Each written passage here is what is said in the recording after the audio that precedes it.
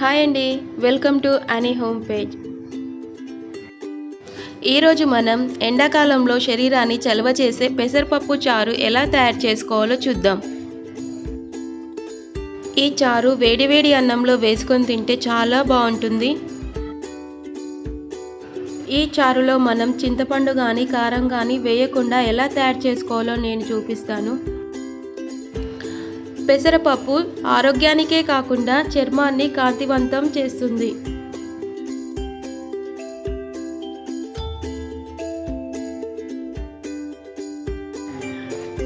పెసరపప్పు చారుకి కావలసిన పదార్థాలు ఏంటో ఇప్పుడు మనం చూద్దాం.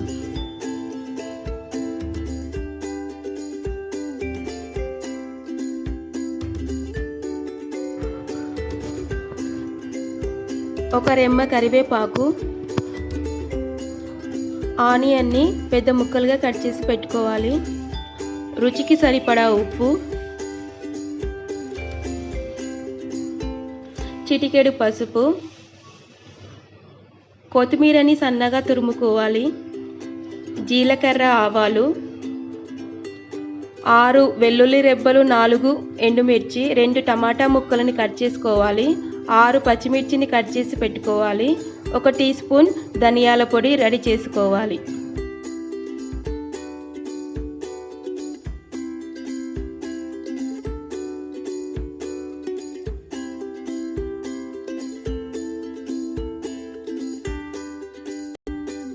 ఇప్పుడు మనం 1 కప్పు పెసరపప్పుని ఒక 5 నిమిషాల పాటు నానబెట్టుకోవాలి.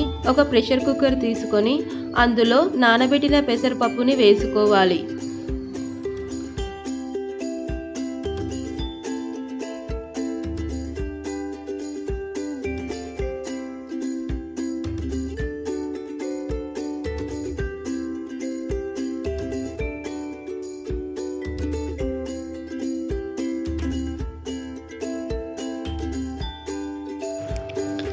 ఈ పెసరపప్పులో మనం 1½ గ్లాస్ వాటర్ పోసుకోవాలి.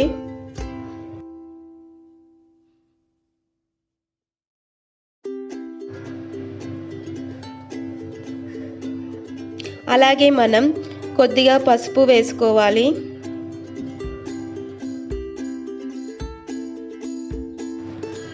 రుచికి సరిపడా ఉప్పు వేసుకొని ఒకసారి కలిపి మూత పెట్టి లో ఫ్లేమ్లో 2 విజిల్స్ రావాలి.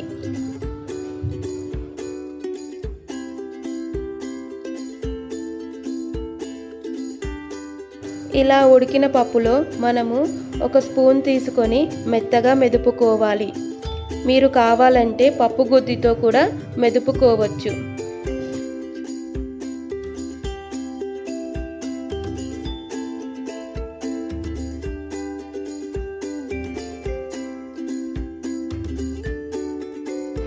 తర్వాత స్టవ్ ఆన్ చేసుకొని బాండీ పెట్టుకొని అందులో ఉడకబెట్టిన పప్పు వేసుకోవాలి.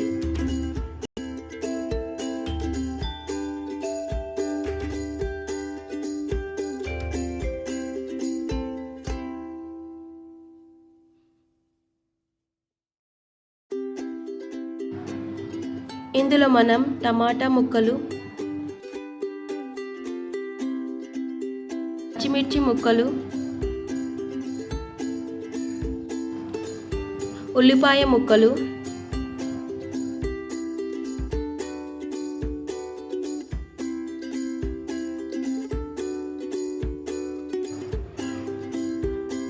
వన్ టీ స్పూన్ ధనియాల పొడి వేసుకోవాలి.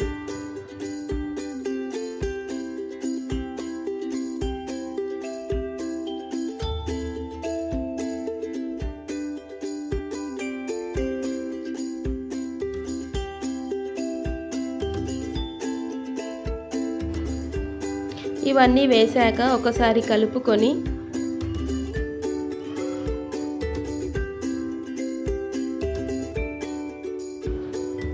ఇందులో 4 గ్లాసుల వాటర్ పోసుకోవాలి.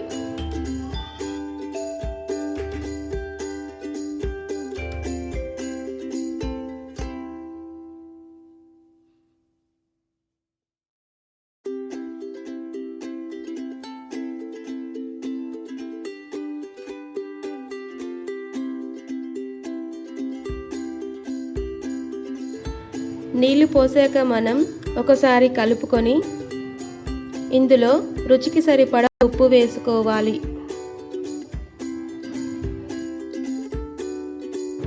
నేను పప్పు ఉడికేటప్పుడు కొద్దిగా ఉప్పు వేసుకున్నాను, మళ్ళీ ఇప్పుడు కొద్దిగా వేసుకుంటున్నాను. మీరు రుచి చూసి వేసుకోండి.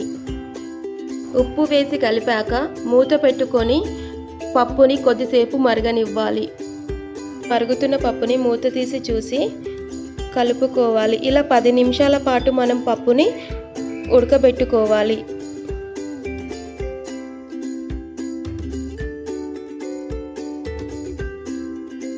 ఇలా మరుగుతున్న పప్పుని మధ్య మధ్యలో కలుపుకోవాలి, లేకపోతే పప్పు తొందరగా అడుగంటుతుంది. ఇందులో వేసిన టమాటా, పచ్చిమిర్చి, ఉల్లిపాయ బాగా ఉడికేలా చూసుకోవాలి.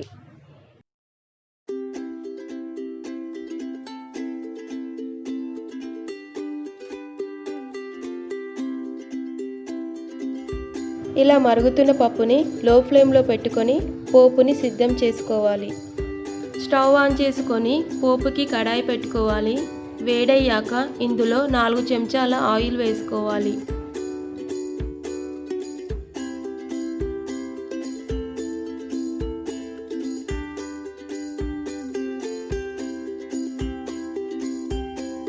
ఆయిల్ వేడయ్యాక ఇందులో వెల్లుల్లి రెబ్బలు, ఎండుమిర్చి వేసుకోవాలి.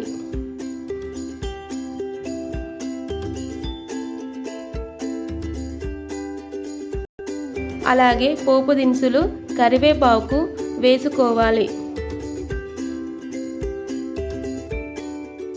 తరువాత చిటికెడు పసుపు వేసుకొని కలుపుకోవాలి. స్టవ్ ఆఫ్ చేసుకోవాలి. ఇప్పుడు సిద్ధం చేసుకున్న పోపుని మనం మరుగుతున్న పెసరపప్పు చారులో వేసుకొని కలుపుకోవాలి.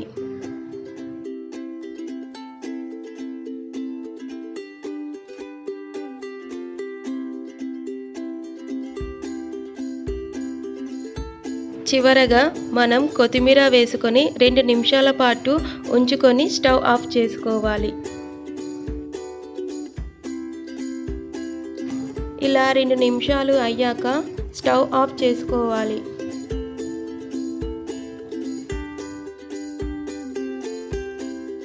పెసరపప్పు చారు రెడీ అయ్యింది.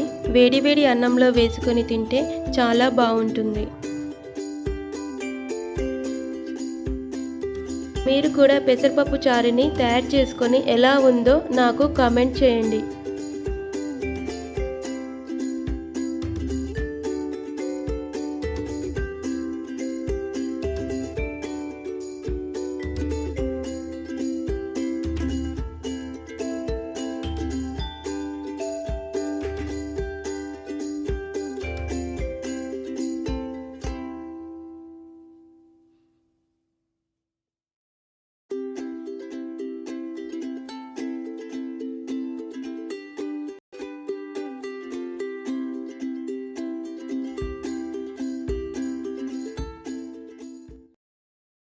వీడియో మీకు నచ్చినట్లయితే లైక్ చేయండి, షేర్ చేయండి, సబ్స్క్రైబ్ చేసుకోండి.